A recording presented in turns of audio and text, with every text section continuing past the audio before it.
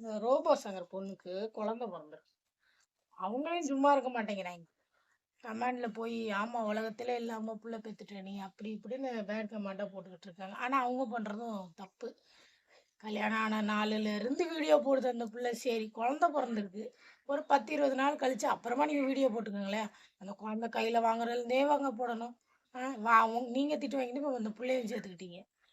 என்னென்ன தப்பு தப்பா பேசுறாங்க. விட்டு தொலைங்களேன். இதில இப்படி சம்பாரிக்கணுமா? சொல்லுங்க. நல்ல தொழில் இருக்கு. ஏதோ ஒரு இத பார்த்துக்கிட்டு அந்த பிள்ளைய வளர்த்துட்டு போ முடியாதா? இந்த வீடியோ எடுத்து நீங்க போட்டு இதில தான் கேட்டா நாங்க நெகட்டிவிட்டிய பத்தி நெனைக்க மாட்டோம். பேட் கமெண்ட்ட பத்தி நெனைக்க மாட்டோம். நீங்க நெனைக்க மாட்டேன்றீங்க. நீங்க நெனைக்காததால தான் எல்லாத்தையும் புள்ள நின்ன நாள்லருந்து இன்னைக்கு வரைக்கும் வீடியோ எடுத்து, எடுத்து கடைசியில வகுத்துலருந்து எடுக்கிற வரைக்கும் வீடியோ எடுத்துட்டீங்க. இனி அப்புறம் என்ன பண்ணுவீங்க? அதுக்கு பல்லு முளைச்சது, நடந்தது, போனது, இந்த டைப்பரு, அந்த ட்ரெஸ்ஸு, நாங்க இந்த இந்த ஷாம்பு தான் போடுறோம். நீங்களும் வாங்குங்க. நான் டிஸ்கிரிப்ஷன்ல போட்டிருக்கேன்னு மறுபடியும் சம்பாரிக்க தான் போறீங்க. அத நீங்க நிறுத்தவும் போறதில்ல. அதே மாரி பேட் கமெண்ட் பண்றவங்களும் நிறுத்தவும் போறதில்ல. புள்ள இப்ப தான் ஒரு பூமிக்கு வந்து